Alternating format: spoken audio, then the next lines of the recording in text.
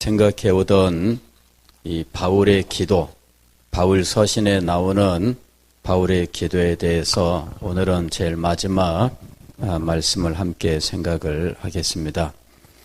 오늘의 말씀의 내용은 오네시모를 위한 중재의 기도라는 내용입니다.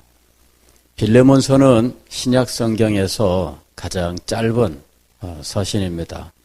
그리고 하나의 일장으로 이루어져 있는데 아마도 이 성경은 우리가 처음부터 끝까지 성경을 읽어나가지 않는다면 결코 읽지 않을, 읽을 기회가 거의 없는 이런 책입니다. 그리고 이 빌레몬서는 특별한 신학적인 내용을 담고 있지 않기 때문에 논쟁이 되지도 않고 또 신학적으로 중요하게 취급되지도 않습니다. 그럼에도 불구하고 사도 바울의 서신이 여러 개가 있을 것이지만 그 중에 어떤 것들은 오늘날 우리에게 전해지지 않는데 이 빌레몬서가 우리에게 전해지고 있다고 하는 것은 굉장히 특별한 의미를 가지고 있는 것입니다. 신학적인 논쟁과 혹은 어떤 중요한 신학적인 내용을 담고 있지 않고 사도 바울이 개인적으로 빌레몬이라고 하는 성도에게 부탁하는 하나의 부탁만을 담고 있는 아주 단순한 서신인데 이 서신이 오늘 우리에게 전해지고 있다 하는 것은 이 서신이 담고 있는 메시지가 오늘 우리에게 반드시 필요하다라고 하는 것을 알 수 있는 것입니다. 그래서 빌레몬서의 메시지를 우리가 잘 이해하는 것은 오늘날 우리가 하나님의 뜻을 따라 살아가는데 아주 유익하고 또 결정적으로 중요한 의미를 가지고 있다 하는 것이죠. 저희 빌레몬서는 빌레몬이라고 하는 사람에게 보내는 사도 바울의 편지입니다. 빌레몬은 이미 이 골로새 교회에 대한 편지, 골로새서에 보면은 이 빌레몬이라고 하는 이름이 등장을 합니다.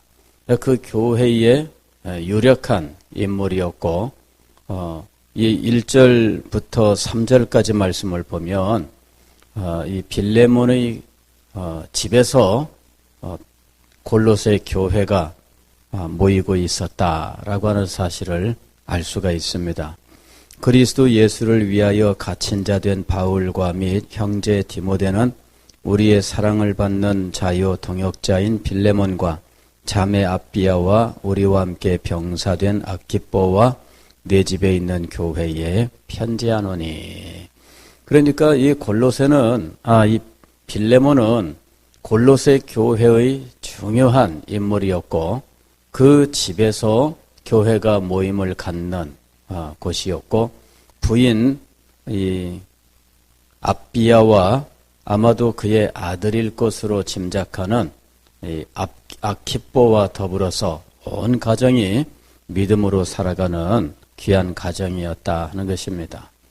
그런데 사도 바울이 이 빌레몬에게 개인적인 당부를 위하여 편지를 보내고 있습니다. 그가 당부하고 있는 것은 무엇이냐면 오네시모라고 하는 한 사람을 위한 것이었어요. 오네시모는 어떤 사람이었느냐 하면 빌레몬의 집에서 노예로 있던 사람입니다. 그런데 그가 주인의 것을 훔쳐서 이제 멀리 도망치느라고 이제 로마까지 왔어요. 근데 하필이면은 로마에 와서 누구를 만나느냐 하면 바울을 만나는 겁니다. 당시 바울은 이 감옥에 갇혀 있는 상황이었어요. 감옥에 gat혀서 있었지만 우리가 사도행전 28장 제일 마지막 절을 보게 되면 그가 이 사도행전을 마감하는 그 순간까지 2년 동안 감옥 생활을 하지만 그러나 실제로는 감옥에 들어가는 것이 아니라 새 집을 얻어서 이제 황제의 재판을 기다리고 있는데 사람들이 찾아오는 것과 복음 전하는 것을 이제 막지 않는 이런 상황에 있었던 거죠.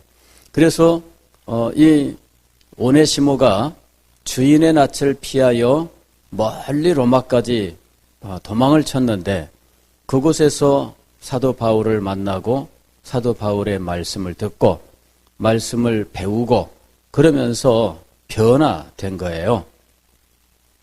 하필이면 도망쳤는데 거기에서 이 오네시모가 예수님을 만나고 그리고 그의 삶이 변화된 겁니다. 열심히 사도 바울을 수종들면서 섬겼는데 사도 바울은 이 오네시모를 자신의 신복이라 이렇게까지 부르고 있어요. 그러면서 그가 자기의 일에 얼마나 유익한 자인지, 오네시모라고 하는 이름은 그 뜻이 유익하다 하는 뜻입니다. 유익하다.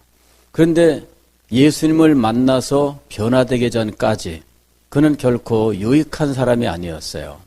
노예로 있었는데 이 노예 생활이 싫고 아마도 다른 관심이 있었겠죠. 놀고 싶고 게으름을 피우고 싶다든지 어떤 이유 때문에 그는 주인의 그 눈을 피해서 물건을 훔쳐서 멀리 달아난 거예요.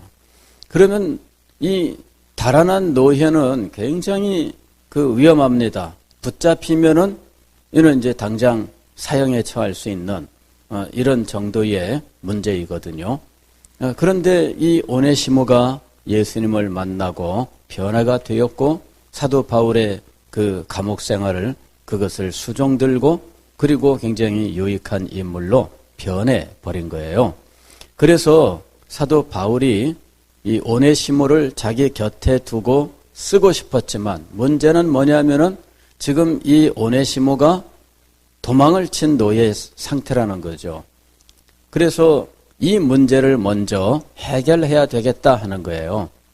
감사한 것은 그의 주인이 빌레몬이라고 하는 사람이었는데 과거에 사도 바울이 골로새 교회에서 그 빌레몬은 사도 바울을 통해서 예수님을 믿은 사람이었다는 거죠. 그러니 이 모든 일들이 얼마나 오묘한지 몰라요. 가만히 한번 생각을 해보세요. 빌레몬은 사도 바울을 통해서 예수님을 믿게 된 사람이에요. 그리고 그의 집안이 예수 그리스도를 믿고 구원의 은혜를 받은 사람입니다. 그런데 그 집의 노예가 자기 주인이 예수님을 믿을 때에는 아무런 관심도 없던 사람이 주인의 집에서 몰래 도망을 쳤는데 수천리 길을 도망가서 만난 사람이 사도 바울이에요. 그리고 자기 주인의 집에 있을 때에는 관심도 갖지 않던 복음을 그곳에서 받아들이게 됩니다.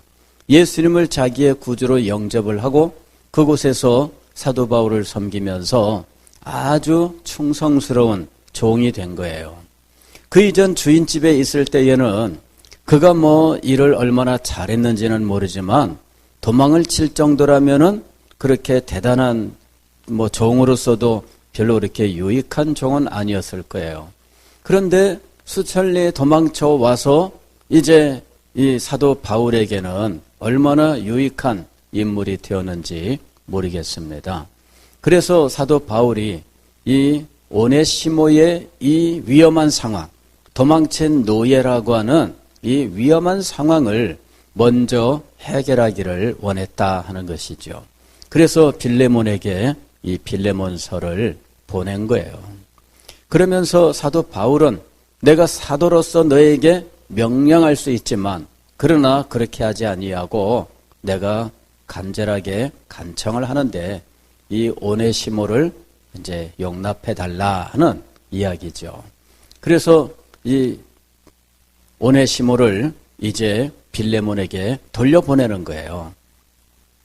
전생에 의하면은 오네시모는 자기 주인의 집으로 돌아갔고 주인이 그를 형제의 예로서 받아들여서 그를 자유롭게 하여 그가 교회를 섬겼는데 후에 에베소 교회의 감독이 되었다 하는 이야기가 있습니다. 그러니까 이것은 초대교회에 있었던 아주 굉장히 아름다운 이야기예요. 그리고 그 아름다운 이야기를 담고 있는 서신서가 바로 이 빌레몬서다라는 이야기죠. 그런데 우리는 여기서 굉장히 오늘날 우리 교회를 위한 놀라운 일들을 이제 발견하게 되는 겁니다.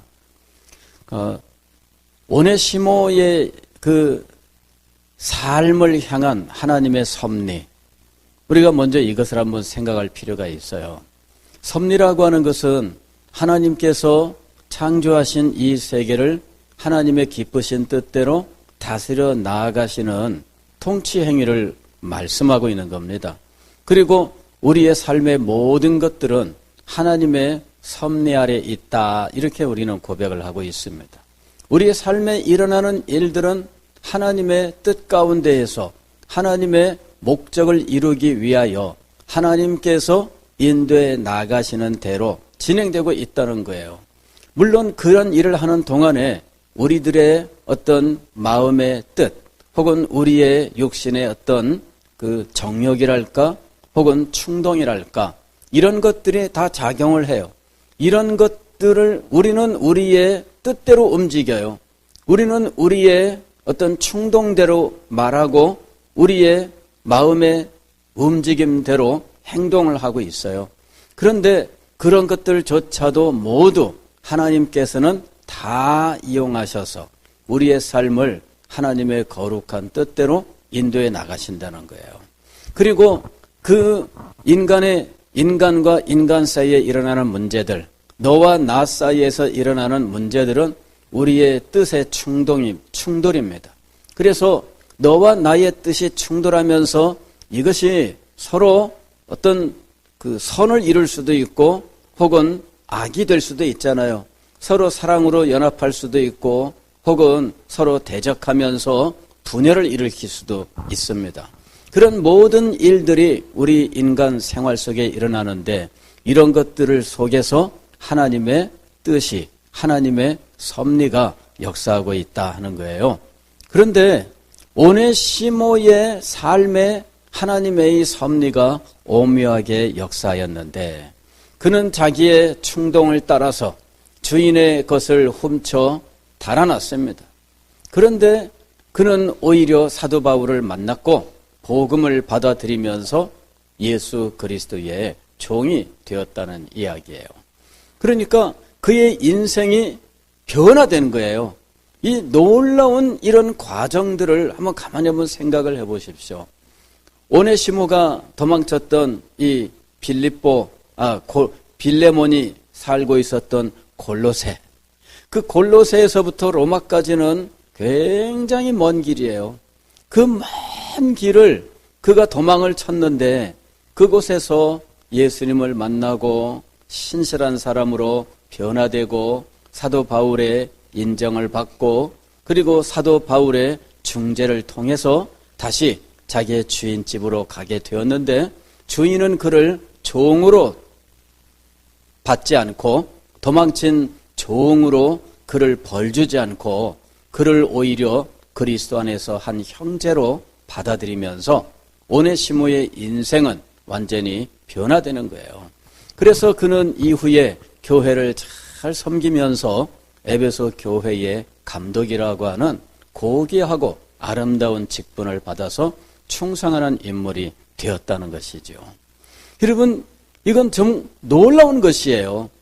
하나님의 뜻이 한 사람의 인생에서 어쩌면 이렇게 아름답게 나타나게 되었는지 우리는 그 오묘한 하나님의 섭리를 찬양하지 않을 수 없다라고 하는 것이죠. 그런데 이 오네시모가 이렇게 유용한 인물이 되고 하나님의 교회를 섬기는 아름다운 직분을 얻어서 충성을 하게 되는 그 과정에 빌레몬이라고 하는 한 인물, 그의 육신의 주인이었던 인물, 그의 어떤 너그러움과 그리고 그리스도 안에서 한 형제로 그를 용납한 그의 사랑, 이런 것이 또한 그의 인생에 작용하고 있다는 거죠. 그리고 오네시모에게 복음을 전하고 그를 하나님의 말씀으로 양육해서 그리스도의 군사가 되게 한 이 사역자, 그 사역자의 역사, 이 모든 것들이 하나님의 섭리 안에서 아름답게 지금 작용하고 있다는 거예요. 여러분, 한 사람의 인생은 자기의 뜻만으로 이루어져 있지 않아요. 분명히 하나님의 뜻이 있습니다. 그리고 이 하나님의 뜻을 이루기 위하여 때로는 하나님의 종을 통해서, 사역자를 통해서 그를 그리스도에게로 인도하고 하나님의 말씀을 가르치며 그가 그리스도 안에서 신실하게 변화되는 역사도 일어나고, 그를 용납하고 너그럽게 환대하고 그를 형제의 예로서 받아들여주는 이 사람이 또한 그의 인생 가운데 있다 하는 것이죠. 이럴 때에 그 사람의 인생이 얼마나 아름답고 영광스럽게 변화되는지, 오네시모라고 하는 이 사람의 이 인생에 작용한 하나님의 섭리의 오묘함과 그 신비함, 이것이 오늘 우리가 이 사도 바울의 기도 속에서 또한 확인할 수 있는 거예요. 자, 오늘 말씀을 보면 이렇습니다. 1장 4절, 내가 항상 내 하나님께 감사하고 기도할 때 너를 말함은, 이것은 사도 바울이 언제나 서신서를 쓸 때마다 이야기하는 내용이죠. 내가 너희를 위해서 기도하고 있다, 이런 얘기예요. 사도 바울은 기도하는 사람이었죠. 그리고 이번에도 역시 기도하고 있는데 빌레몬을 인해서 하나님 앞에 먼저 감사해요. 빌레몬에 대해서 먼저 하나님께 감사하고, 그리고 기도할 때 잊지 않고 빌레몬을 위해서 언제나 기도하고 있다, 이렇게 이야기해요. 이유는 무엇이냐면은 5절에 나오고 있죠. 주 예수와 및 모든 성도에 대한 네 사랑과 믿음이 있음을 들음이니, 그랬어요. 빌레몬에 대하여 사도 바울이 늘 듣는 것이 있습니다. 여기 들음이니라는 이 말은 계속해서 듣고 있다라는 의미예요. 계속해서 듣고 있다. 사도 바울이 빌레몬에 대해서 한 번만 들은 것이 아니라 계속해서 듣고 있습니다. 그런데 빌레몬에 대해서 그가 들은 내용들은 그리스도께 대한 믿음과 형제 자매들을 향한 사랑이에요. 믿음과 사랑에 대해서 계속 듣고 있습니다. 빌레몬이 어떤 인물이냐? 그는 믿음이 아주 신실하고 그리고 성도에 대한 사랑이 풍성한 사람이다. 이 말을 계속 듣고 있는 거예요. 누구를 통해서 들었을까? 아마 직접적으로는 골로새 교회에서 이 사도 바울을 섬기도록 한 이 에바브라를 통해서 빌레몬에 대해서 들을 수 있는 기회가 있었을 거예요.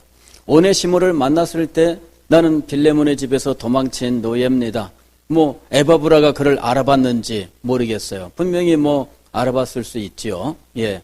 그러니까 분명히 그때 빌레몬에 대해서 사도 바울에게 이야기해 준 사람이 아마 에바브라였을 것이다. 그 다음에 오네시모 또한 비록 자신이 도망은 쳤지만 예수 그리스도를 만나고 보니까 자기의 주인이 어떤 사람이었는지를 더 깊이 깨닫는 거죠. 자기가 예수님을 만나지 못했을 때에도 아마도 주인은 착한 사람이라는 인식은 가지고 있었을 거예요. 그랬으니까 도망까지 쳤겠죠. 그런데 예수님을 만나고 보니까 자기의 주인이 어떤 사람인지에 대해서 더 깊이 이해를 하게 된 거예요. 그 다음에 빌레몬에 대해서 아는 사람들의 이야기가 계속해서 사도 바울에게 전해질 때 사도 바울은 빌레몬에 대하여 분명히 알게 되었어요. 그는 예수 그리스도를 잘 믿는 신실한 사람이었고 또한 모든 성도들을 깊이 사랑하는 사람이었다. 그래서 빌레몬을 인하여 하나님 앞에 감사하고 또 빌레몬을 위해서 기도할 때마다 잊지 않고 기도했다 하는 거예요. 그 다음에 지금 현재 빌레몬에게 내가 너를 위해서 이러한 내용으로 기도하고 있다 하는 그 기도의 내용은 6절에 나옵니다. 이로써 내 믿음의 교제가 우리 가운데 있는 선을 알게 하고 그리스도께 이르도록 역사하느니라. 근데 사실은 이 구절은 번역하는데 상당히 어려움이 있는 구절이에요. 우리의 이 성경, 우리 한글 번역, 이것은 기도의 내용을 이렇게 얘기해요. 너희의 믿음의 교제가 우리 가운데 있는 선을 알게 하고 그리스도께 이르도록 역사하기를 위하여 기도하고 있다. 이제 이런 이야기인데 이게 무슨 말인지는 우리가 이해하기가 쉽지 않습니다. 여기에 나오는 이 말은 조금 더 우리가 해석을 해서 그 말이 무슨 의미인지를 밝혀야 되는 상황입니다. 믿음의 교제라고 했는데 이게 교제라는 말은 코이노니아라는 말이에요. 그러면 우리가 일반적으로 알기로는 코이노니아 하면은 성도의 교제, 그죠? 성도의 교통, 이럴 때 코이노니아라는 말을 씁니다. 그런데 이 코이노니아라고 하는 이 말이 단지 그 하나의 의미만 가지고 있는 것이 아니에요. 다양한 상황에서 여러 의미를 가지게 되어 있는데 코이노니아는 주고받음을 의미하기 때문에 교제라는 말을 쓰는데 이 코이노니아라는 말이 나누어 주어서 너와 내가 다 같이 갖게 되는 거죠. 이게 바로 교제예요. 가령 우리가 성도의 교제를 나눌 때 성도의 교제의 핵심은 뭐냐면은 진리 안에서 하나님, 진리 체험을 나누는 거죠. 즉 하나님의 은혜를 서로 나누는 것, 이것이 교제예요. 이럴 때 주고받음이에요. 내게 있는 하나님의 은혜의 역사를 너에게 알려줌으로 그도 또한 하나님의 역사를 알게 되는 거죠. 그래서 내가 경험한 하나님의 역사를 나에게 들은 사람도 하나님의 역사를 또 알게 되는 거예요. 그리고 그 사람도 하나님의 은혜를 내게 말해주면서 그 사람이 받은 은혜도 나도 알게 되는 거죠. 그래서 내가 말을 하지 않고 있을 때에는 내가 하나님께 받은 은혜 하나만 있어요. 그러나 서로 주고받게 되면 서로 간에 받은 은혜를 주고받으면 어떻게 돼요? 나는 내가 받은 은혜와 저 사람이 받은 은혜 두 가지를 가지게 돼요. 저 사람도 자신이 받은 은혜와 내가 받은 은혜 두 가지를 알게 됩니다. 그런데 이 나눔을 더 많은 사람하고 갖게 되면 어떻게 될까요? 하나님의 은혜에 대한 사실들이 나한테 더 많아지게 되는 거예요. 5사람과 나누게 되면 나와 더불어서 다른 4사람의 것을 다 함께 갖게 되니까 5가지의 은혜가 내 속에 넘쳐나게 되는 거예요. 이게 교제입니다. 즉 나누면 나눌수록 어떻게 돼요? 더욱더 풍성해지는 것이 교제예요. 바로 이 성도의 교통은 우리가 하나님의 은혜를 더욱더 풍성하게 누리는 하나님의 방법이에요. 성도의 교통을 닫아 걸고 사는 사람들이 있어요. 아무하고도 말하지 않는다. 아무하고도 상대하지 않는다. 나는 그냥 교회만 왔다 갔다 하겠다. 이러는 사람들이 있어요. 그리고 교회는 와도 사람들하고 대화를 하는데 은혜에 대한 말은 안 해요. 은혜에 대한 말은 않고 그저 불평, 불만만 말해요. 그러면 어떻게 될까요? 그러면 이거는 성도의 교통으로 더욱더 풍성한 은혜의 자리에 나가는 이 일이 중단되는 거예요. 우리가 한 교회 안에서 우리가 하나의 그리스도의 몸을 이룬 지체로서 우리가 모두 그리스도의 안에 함께 있다면, 그리스도 안에 함께 있다면, 그렇다면 어떻게 되어야 될까요? 그리스도 안에 있는 우리는 이 성도의 교통을 통해서 더욱더 많은 은혜의 역사를 경험해야 되는 거예요. 이거는 우리가 의도적으로 노력할 필요가 있어요. 그냥 마음을 닫아 걸면 여러분은 얻을 것이 거의 없습니다. 여러분의 삶 속에서도 얻을 것이 거의 없어요. 왜냐하면 대부분의 사람은 마음을 닫아 걸은 사람들의 특징은 뭐냐면요, 모든 걸 부정적으로 보는 것이 특징입니다. 그래서 자기에게 주신 하나님의 은혜도 발견하지를 못해요. 닫아 걸은 사람의 특징은 하나님의 은혜가 계속되고 있는데도 발견하지 못한다는 거죠. 그래서 이런 사람들은 스스로 자꾸만 더 마음을 닫아 걸고 더 어두운 곳으로 피하여 숨고 이러는 특징을 가져요. 다다건 사람들, 이것을 세상에서는 뭐라고 이야기하냐면은 우울증이라고 말하는 거예요. 우울증. 응? 영적으로 우울증에 걸린 사람의 특징이 뭐냐면은 말을 안 한다는 거예요. 서로 다다걸고 피하고 이러는 거예요. 이게 영적인 우울증이에요. 영적인 우울증에 빠지면은 그다음부터는 사람들하고 교회 일을 말하고 은혜에 대해서 말하고 하는 이런 모든 것들을 피하게 돼요. 그러면 이 우울증에 빠진 사람의 특징은 뭐예요? 항상 부정적이고 항상 염려와 근심만 한다는 거잖아요. 믿음의 우울증에 빠지면 그런 상황이 되어버리고 말아요. 성도의 교통이 정말 필요해요. 마음을 열고 나와서 다른 사람들이 주께 받은 은혜에 대하여 증언하는 이야기를 듣고 그러면서 자기의 삶 속에서도 하나님의 은혜를 발견하게 되는 이런 교제가 일어나야 된다는 거죠. 교제가 없이는 우리가 하나님의 은혜를 더욱더 풍성하게 누리지 못할 뿐 아니라 오히려 영적인 우울증에 빠져서 마음을 닫아 걸고 점점 어두움 속으로 들어가 버리고 마는 거예요. 이거는 불행한 겁니다.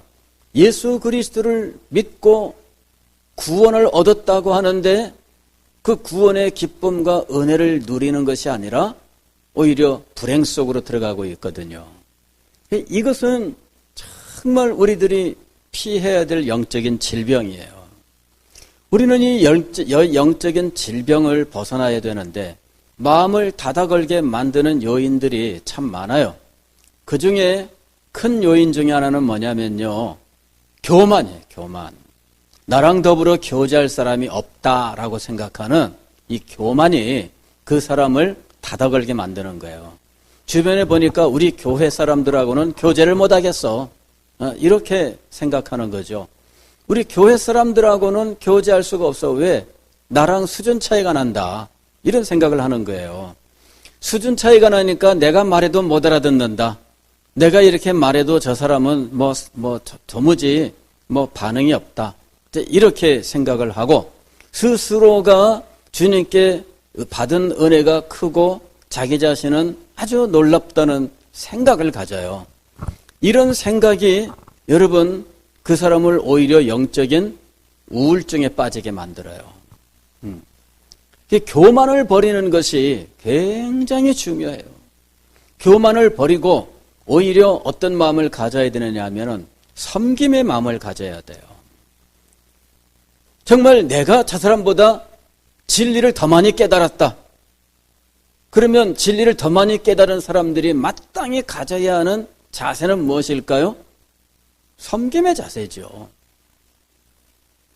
진리를 깨달은 사람이 진리로 섬기는 자리에 나가지 않으면 그 사람이 깨달은 진리가 무엇이에요? 그게 참된 진리일까요?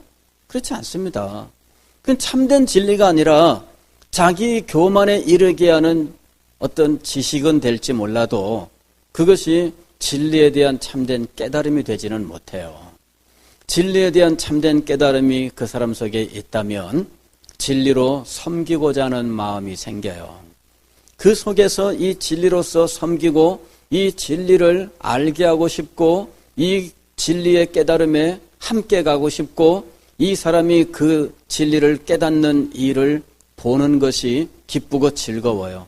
그리고 그 과정을 위하여 내가 섬기는 것이 너무나 기쁘고 즐거워요.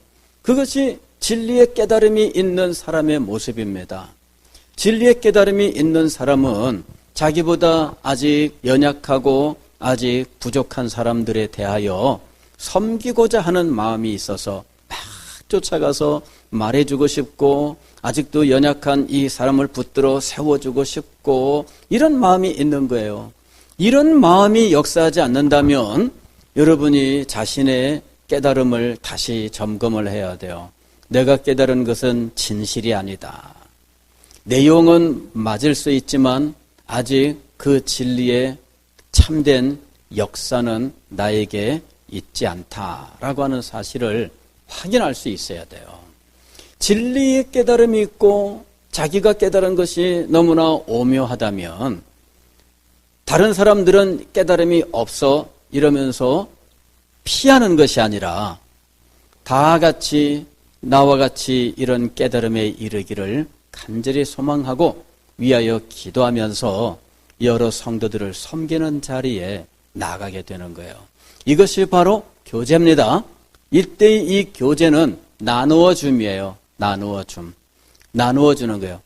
주고 받음의 단계는 아직 아니에요.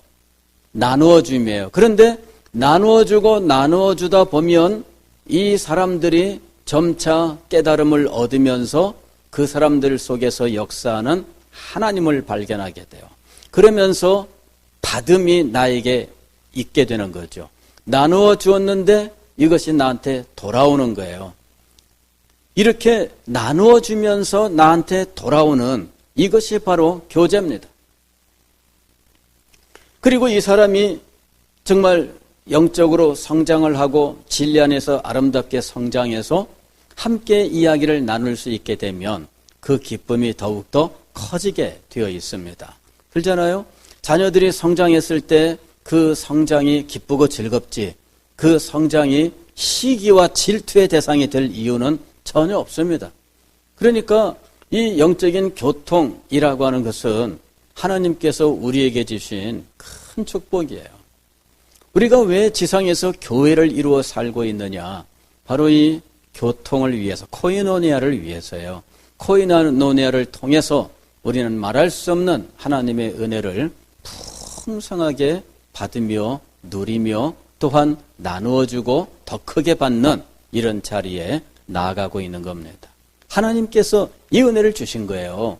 그래서 우리들이 마음을 열어야 돼요. 마음을 열고 영적인 교통이 참되게 일어날 수 있도록 하나님 앞에 기도하고 주님, 제가 이 교만함 혹은 영적인 우울증에 빠져있던 상황에서 벗어나게 하시고 정말 참 기쁨과 즐거움으로 진리를 섬길 수 있게 해주십시오. 주님 앞에 기도하고 여러분이 일어서 보세요. 그러면은 여러분의 주변에 있는 사람들이 하찮은 사람이라거나 나보다 못하다 이것이 아니라 내가 섬겨서 같은 은혜의 자리에 이르게 될 소중한 영혼이라고 하는 마음이 들 거예요. 그 마음이 들어야 그래야 진정으로 하나님의 은혜가 여러분에게 역사하는 거예요. 이 사람들은 수준이 너무 차이나고 이 사람들은 안 돼. 이 사람들하고는 나는 달라. 나는 정말 믿음도 좋고 나는 정말 깨달음도 있고 그런 사람이야. 여러분, 자기가 자기를 그렇게 평가하는 거 아무 의미 없습니다. 그 아무 의미 없어요. 예. 저도 다 경험해 봤기 때문에 드리는 말씀이에요. 예. 자기가 자기를 아무리 높여도 그거는 다 쓸모없는 겁니다. 다른 사람들이 자기를 높여줘야지요. 내가 열심으로 진리로 섬기는 동안에 이 사람들이 많은 도움을 얻고 그로 인해서 정말 이 사람이 나를 위해서 이렇게 희생하고 나를 위해서 정말 섬기는구나. 그럴 때 내가 아무 말을 안 해도 자연히 높아지는 거예요. 우리 하나님께서 그 사람을 높여주시는 거거든요. 그런데 스스로 자기가 다른 사람과 비교가 안 될 정도로 스스로는 높다고 생각해요. 나는 훈련도 많이 받았고 이렇게 생각해요. 그런데 받은 훈련 그거 뭐 할 거예요?